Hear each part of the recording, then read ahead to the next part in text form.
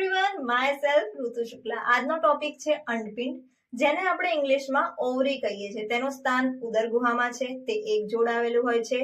અંડપિંડની અંદર અંડપુટિકા અને આધારક પેશીનો સમાવેશ થતો હોય છે। અંડપિંડની અંદર બે વસ્તુનો સમાવેશ થાય છે, એક તો જનન કોષો જેની અંદર અંડકોષનો સમાવેશ થાય છે, અને બીજા નંબરમાં આવશે અંતઃસ્ત્રાવ કે જેની અંદર બે અંતઃસ્ત્રાવનો સમાવેશ થાય છે, ઇસ્ટ્રોજન અને પ્રોજેસ્ટેરોન।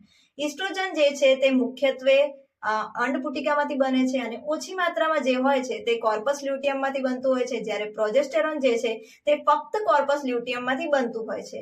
ઇસ્ટ્રોજન અંતઃસ્ત્રાવના કાર્યો તો તે તીણા અવાજ માટે જવાબદાર છે, શરીર પર વાળની વૃદ્ધિ કરે છે, યૌનારંભ દરમિયાન સ્તન ગ્રંથિનો વિકાસ કરે છે, માદા જાતીય લક્ષણ માટે જવાબદાર હોય છે, સહાયક નલિકા જેવી કે ગર્ભાશય છે, ગ્રીવા છે વગેરેના વિકાસ માટે જરૂરી હોય છે, અને ઋતુચક્ર દરમિયાન ગર્ભાશયના અંતઃસ્ત્રાવ જેને આપણે એન્ડોમેટ્રિયમ કહીએ છીએ તેના નિર્માણમાં તે મદદરૂપ થતું હોય છે। બીજા નંબરમાં આવશે પ્રોજેસ્ટેરોનના કાર્ય, તો તેને પ્રેગ્નન્સી હોર્મોન કહેવામાં આવે છે।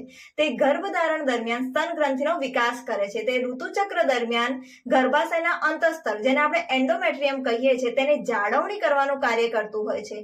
મારી ચેનલને લાઈક, શેર અને સબસ્ક્રાઇબ કરવાનું ભૂલતા નહીં। Thank you.